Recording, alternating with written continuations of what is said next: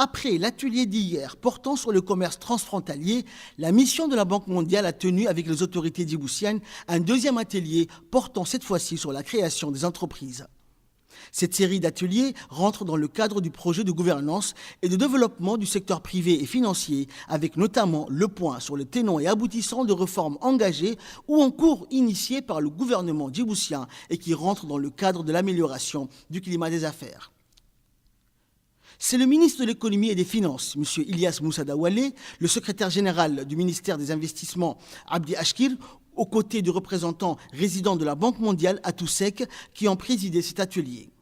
Les échanges de points de vue avec les experts de la Banque mondiale ont porté sur le bilan des missions du guichet unique, véritable fer de lance dans la politique de promotion du secteur privé lancée au début de l'année, plus précisément le 12 mars 2017, avec l'inauguration officielle du guichet unique par le président Ismaël Omar Guelleh. L'enjeu principal étant de mettre en place une structure homogène qui regroupe l'ensemble des institutions qui concourent au renforcement d'un secteur privé capable de générer une croissance économique dans notre pays.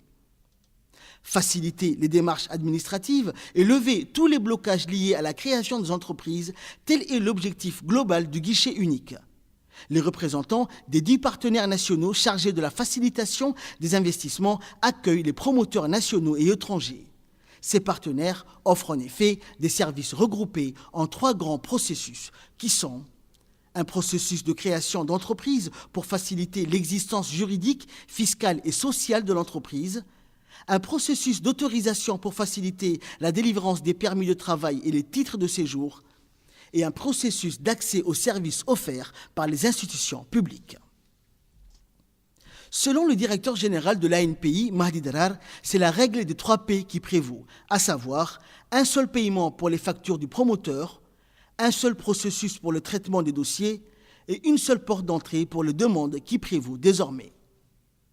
Cette première année de l'existence du guichet unique est marquée par la mise en place du système d'information chargé de la gestion et de la coordination de l'ensemble des procédures en vigueur dans la nouvelle structure qu'est le guichet unique. Après une série de formations intensives des agents délégués des partenaires avec notamment pour contenu des formations sur l'utilisation de la plateforme, un accompagnement sur le changement de pratique entre leur système d'information et la plateforme du guichet unique intégral. Grâce à ce système, il faut seulement de 1 à 3 jours pour terminer l'ensemble des procédures liées à la création d'une entreprise, ce qui constitue un gain considérable et des difficultés en moins dans le parcours du promoteur.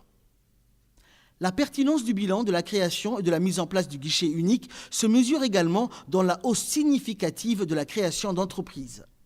Selon le premier rapport d'activité du guichet unique, indique que 666 entreprises étrangères et locales ont été créées jusqu'à la date de janvier 2018. Il faut savoir que dans le dernier rapport Doing Business 2018 du groupe de la Banque mondiale, la République de Djibouti a réalisé des performances remarquables sur l'indicateur de la création d'entreprises. En effet, notre pays est passé de la 172e place en 2017 à la 115e position en 2018, gagnant ainsi 57 places dans le classement général de Doing Business de la Banque mondiale.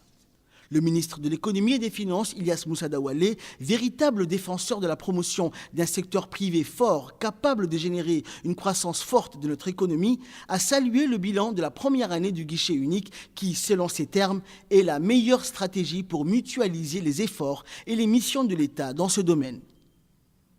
Tout en indiquant que des difficultés subsistent et qui sont inhérentes à tout changement de paradigme, Ilyas Moussa Daoualé a indiqué que la lutte contre le chômage et surtout des jeunes diplômés passe nécessairement par un secteur privé créateur de richesses et donc d'emplois.